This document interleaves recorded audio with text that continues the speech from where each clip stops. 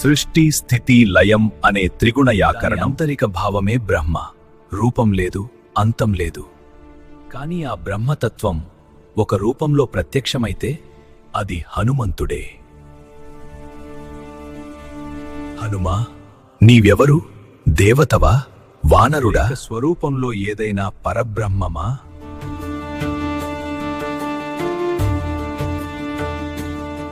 మునివర్య, నా రూపం వానరము, నా సేవ రాము, నా హృదయం ధర్మానికి, నా స్వరూపం ఆపరిమితమైన మహాతత్వానికి ప్రతిబింబం. వాల్మీకి మహర్షి హనుమంతుడి తత్వాన్ని తెలుసుకోవాలంటే అతని హృదయాన్ని చూడాలి. ప్రభూ, హనుమంతుడు బ్రహ్మతత్వమైనని ఎందుకు అంటారు?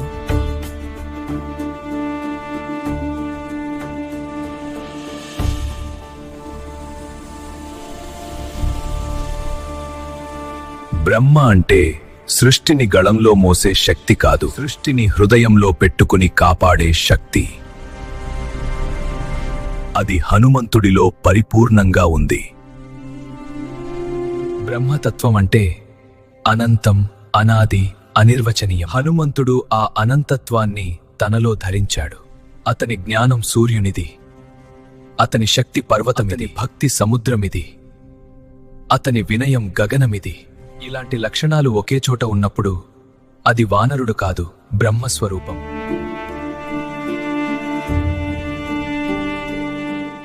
హనుమా, నీవు బ్రహ్మతత్వమని తెలిసి కూడా ఎందుకింత వినయం? మహర్షి, శక్తి ఉన్నవాడు ప్రబలం కాదు, ఆ శక్తిని సత్కార్యానికి ఉపయోగించినవాడే మహాయోగి.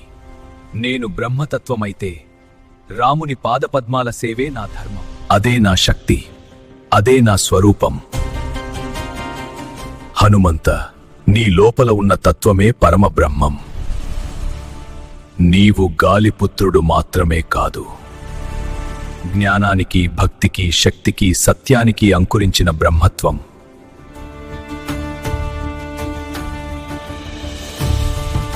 దేవతలు శరీరంలో ఉంటారు, మహానుభావులు చరిత్రలో ఉంటారు, కాని హనుమంతుడు సృష్టిని మోసే బ్రహ్మతత్వంలా ప్రతి శ్వాసలో, ప్రతి యుగంలో, ప్రతి హృదయంలో ఉంటాడు. హనుమంతుడు భక్తులలో బ్రహ్మ, బలవంతులో పరాక్రమం, సత్యానికి శాశ్వత రక్షకుడు.